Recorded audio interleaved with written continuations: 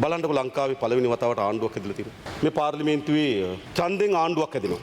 හැබැයි ටික දවසක් යනකොට ජනතාව විපක්ෂයට එපු අය ආය ආණ්ඩුවේ. ආණ්ඩුවට එපු අය ආය විපක්ෂ. අවුරුද්දයි දෙකයි යන්නේ ආණ්ඩුව කවුද විපක්ෂ කවුද කියලා හොයාගන්නද.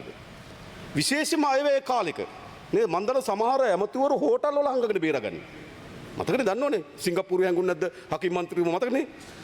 හරි මෙහෙම බේරගත්තේ.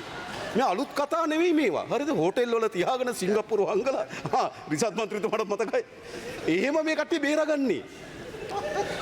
ආපහු එහෙම දේශපාලන සංස්කෘතියක් නේ. ජනතාව එව්ව ආණ්ඩුවක් ඒක ආණ්ඩුවේ ජනතාව එව්ව විපක්ෂයක් ඒක විපක්ෂය. ආණ්ඩුව නම් ආණ්ඩුවේ විපක්ෂ නම් විපක්ෂය. ලංකාවේ පළවෙනි වතාවට මෙහෙම එකක් හැදිලානේ නේද? එඳ විපක්ෂ නායකතුමාට මම හිටියනම් කියන්නේ කිසිසේත්ම බය වෙන්න එපා. වෙනද තීන්දුව ගන්න බය වෙන විපක්ෂ නායක.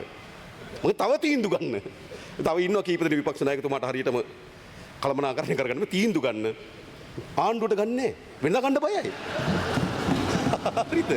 එතුමාට තියෙනවා එතුමා හිටියනම් හොඳයි. එතුමාට ගන්න තීන්දුව ටිකක් තියෙනවා. මම දන්නවා එතුමා තීන්දුව ගන්න ටිකක් කාලය ගන්නවා.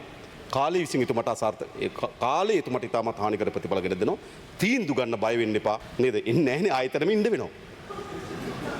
හරිද? ඉතින් එහෙම හොඳ නැත්නම් දේශපාලන සංස්කෘතිය ඒ වෙනස මොකද්ද? මේ අයවැයට ඡන්දෙ දෙන්න. අනිත ඔක්කොම පැත්තකින් තියන්න. ඔයගොල්ලන්ට විපක්ෂයට විපක්ෂයේ විශ්වාසය හදලා දීලා තියෙනවා. රටේ තොටේ සිදුවන උණුසුම් පුවත් දැන ගැනීමට අභිමානී ව්ලොග්ස් YouTube channel එක අදම subscribe කරන්න. බොහොම ස්තුතියි.